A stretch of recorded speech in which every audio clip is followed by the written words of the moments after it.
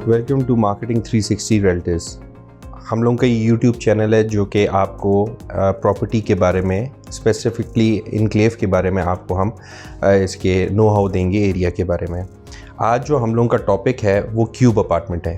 Cube apartment बहरिया का एक flagship project है, सेक्टर ए के अंदर वाक़या है ये।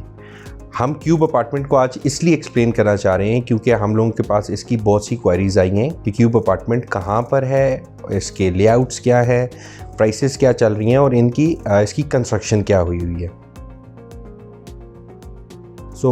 सबसे पहले मैं आपको बहरिया एनक्लेव के बारे में थोड़ा सा एक्सप्लेन करता हूँ। बहरिया एनक्लेव जो है वो बहरिया टाउन का एक प्रोजेक्ट है। बहुत कम लोगों को इस प्रोजेक्ट के बारे में पता है बिकॉज ये बहुत लैंड लॉक्ड और छोटा एरिया है। बहरिया टाउन और बहरिया इनक्लेव में फ़र्क ये आता है कि बहरिया इनक्लेव जो है वो CDA का सेक्टर के अंदर आता है, जोन 4 के अंदर। जोन 4 अर्बन कहते हैं इसको। सारे बायलॉज जो हैं वो CDA के लगते हैं। CDA के बायलॉज के मुताबिक 43% of the area should be green, ठीक है। रावल डैम से और मेन जो आपके सेरीना आ गया, इस तरह की जो लोकेशंस आ जाती हैं, इनसे ये तकरीबन 15 से 20 मिनट के फासले के ऊपर वाक़या है। क्यूब अपार्टमेंट बहरिया एनक्लेव के सेक्टर ए में वाक़या है। सेक्टर ए बहरिया एनक्लेव के मेन एंट्रेंस से 300 मीटर्स के ऊपर आता है। ये प्रोजेक्ट जो है आप इस तरह समझ सकते हैं कि 350 मीटर के ऊपर वाक़या है। Complete residential building. एक सेकंड पॉइंट इसका ये आता है कि ये build and maintain by Bahria enclave है। एंड जो ख़ास बात है इस प्रोजेक्ट की वो ये है कि एक कंप्लीट रेजिडेंशियल बिल्डिंग है। There is no commercial in this building. ये ग्राउंड प्लस 8 स्टोरी की बिल्डिंग है। Complete it's 9 storey building. Ground floor जो कि सबसे expensive part of the property होता है वो पार्किंग के लिए रिजर्व है। अपने सारे रेजिडेंट्स को जिन जिन के अपार्टमेंट्स होंगे यहाँ पे, उनको एक 250 स्क्वायर फुट की पार्किंग अलॉट की जाएगी as per the CDA bylaws. Apartment की शेप की अगर बात की जाए तो ये डबल C बना हुआ है। It's a C, that's why it is named as cube apartment. इसके अंदर 1 बेड, 2 बेड एंड 3 बेड के अपार्टमेंट्स हैं।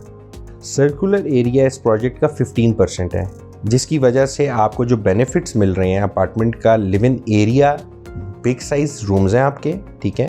ओपन अमेरिकन स्टाइल किचन है अगर आप 1 बेड की बात करेंगे, और इसके कमरों का साइज़ भी अच्छा है। 12 बाय 14 एंड 12 बाय 15 के बेडरूम साइज़ आता है, which is a good master bedroom size. ये बिल्डिंग जो है, आपको जो अपार्टमेंट दिया जाएगा वो सेमी फर्निश अपार्टमेंट होगा, यानी कंप्लीट किचन इसमें इंस्टॉल होगा with a granite top, cabinets, hood and stove. इस washroom fittings complete, ceiling complete, आपकी लाइटिंग कंप्लीट होगी, टाइल फ्लोर कंप्लीट होगा इसका, आपको पार्किंग इसके साथ मिलेगी। लोकेशन वाइज अगर प्रोजेक्ट की बात की जाए तो this is one of my favourite locations in Bahria enclave and I have a reason behind it. Entrance से 350 मीटर के फासले के ऊपर है। कमर्शियल हार्डली 50 मीटर्स के फासले पर है। मिनी कमर्शियल जहाँ पे आप लॉन्ड्री ले लें, आप अपना ग्रॉसरी कर लें, आप अपना मेडिकल कर लें, हॉस्पिटल कर लें, दैट्स 100 मीटर्स अवे। मस्जिद 100 मीटर्स अवे।